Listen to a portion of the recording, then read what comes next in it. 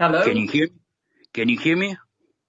I Can can you see hear me? you very well. Okay, Madam President, I know there are many protests in Europe against the electronic euro. Mhm. Uh, what is the reason? We have to be ready. No, the problem is they don't want to be controlled. They don't want to. Yeah, but you know what? You know what? Now we have in Europe this threshold above 1,000 euros, you cannot pay cash.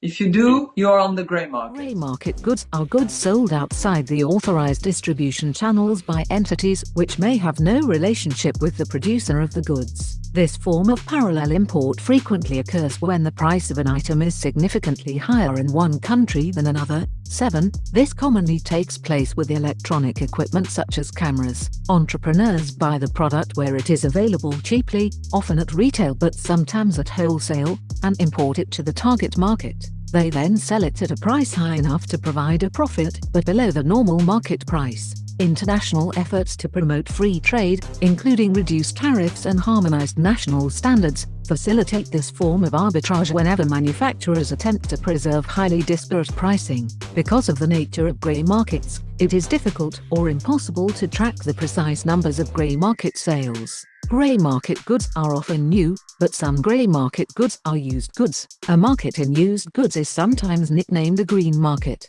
The two main types of grey markets are those of imported manufactured goods that would normally be unavailable or more expensive in a certain country, and unissued securities that are not yet traded in official markets. Sometimes the term dark market is used to describe secretive, unregulated trading in commodity futures, notably crude oil in 2008. 8. This can be considered a third type of grey market not intended or explicitly authorized by oil producers. 9. The import of legally restricted or prohibited items such as prescription drugs or firearms, on the other hand, is considered black market, as is the smuggling of goods into a target country to avoid import duties. A related concept is bootlegging, the smuggling or transport of highly regulated goods, especially alcoholic beverages. The term bootlegging is also often applied to the production or distribution of counterfeit or otherwise infringing goods, also black market.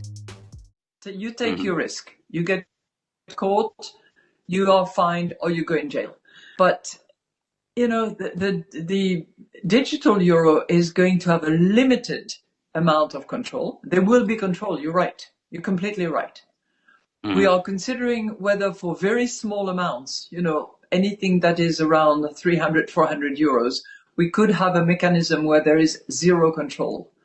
But that could be dangerous. The terrorist attacks on France back 10 years ago were entirely financed by those very small anonymous credit cards that you can recharge in total anonymity. Mm-hmm. You know that the question is now. I think that it's a joke, like a joke that the next currency will be firewood. Where do we stand? We central bankers, we have been operating as a monetary anchor in relation to the commercial banks and the private money.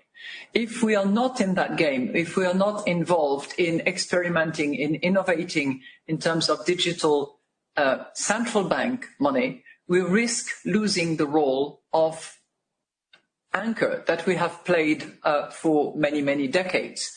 And we have historical examples of period where the central bank monetary anchor was not there, and that precipitated crisis after crisis. That certainly was the case at the time of the free banking in the 19th century. Do we want to go back to those days? Probably not. I would say certainly not from our vantage point, as a result of which we have to respond to the demand for those digital payments in order to maintain the role of anchor that we have been playing regularly. Cheat. To deprive of something valuable by the use of deceit or fraud, cheated the elderly couple out of their property. To influence or led by deceit, trick, or artifice a young man who cheated young women into marrying him when he was already married. To elude or thwart by or as if by outwitting cheat death.